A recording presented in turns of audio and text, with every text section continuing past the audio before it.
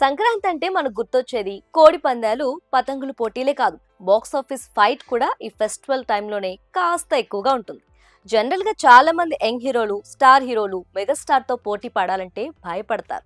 థియేటర్లు దొరకవేమోనని, కలెక్షన్లు తగ్గిపోతాయేమోనని వెనక్కి తగ్గుతారు. కానీ టాలీవుడ్ లో ఒక యంగ్ హీరో మాత్రం ఎందుకు క్వైట్ ఆపోజిట్. ఎదురుగా ఎంత పెద్ద హీరో ఉన్నా ఢీ అంటే ఢీ అంటాడు. దిగ్గజాలను సైతం ఎదుర్కొని పోటీలో సత్తా చాటుతాడు. ఇంతకీ ఆ దూకుడున్న హీరో ఎవరో కాదు, young hero Sharwanand. Audience pulse తెలిసిన ఈ హీరోకు స్టార్ హీరోలతో పోటీ పడటం అనేది అలవాటుగా మారిపోయింది. డేట్స్ ఫిక్స్ చేసుకున్న పెద్ద సినిమాలకు బరిలో నేను కూడా ఉన్నా అంటూ అదే రోజున రిలీజ్ డేట్ గా సెట్ చేసుకుంటాడు.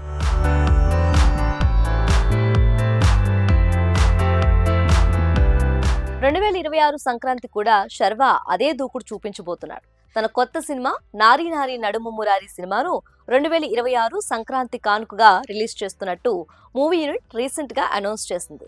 రిలీజ్ డేట్ కన్ఫర్మ్ చేయకపోయినా ఈ ఫెస్టివల్ సీజన్ ను మాత్రం మిస్ కామంటూ బోల్డ్ గా ప్రకటించారు.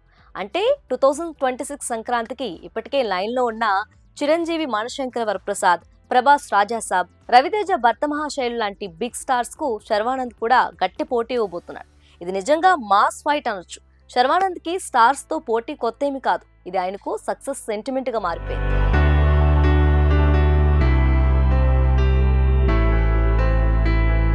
టూ 2016 సంక్రాంతి టైంలో నాగార్జున సోగ్గాడే చిన్ననాయన, ఎన్టీఆర్ నాన్నకు ప్రేమతో లాంటి బిగ్గీస్ మధ్య శర్వానంద్ ఎక్స్ప్రెస్ రాజాను రిలీజ్ చేసి భారీ హిట్ కొట్టాడు. ఆ తర్వాత 2017 సంక్రాంతికి మరింత పవర్ఫుల్ హిట్ కొట్టి తానేంటో మరోసారి ప్రూవ్ చేసుకున్నాడు. ఆ Sankranti megastar Chiranjeevi Khaidi number 150 comeback movie. Nandamuri Balayya, Gautamiputra శాతకర్ణిల మధ్య టఫ్ ఫైట్ నడుస్తున్న సమయంలో శర్వానంద్ శతమానం భవతితో వచ్చి బ్లాక్ బస్టర్ కొట్టాడు. ఎలాంటి అంచనాలు లేకుండా వచ్చిన ఈ చిన్న సినిమా సంక్రాంతికి పర్ఫెక్ట్ ఫ్యామిలీ ఎంటర్టైనర్ గా నిలిచి రికార్డులు వసూలు చేసింది.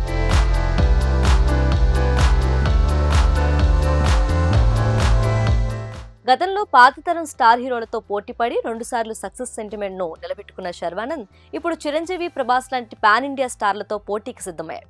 మరి ఈసారి నారీ నారీ నడుము మురారితో శర్వానంద్ తన సక్సెస్ సెంటిమెంట్ ను కొనసాగిస్తాడా లేదా అన్నది వెయిట్ చేయాలి.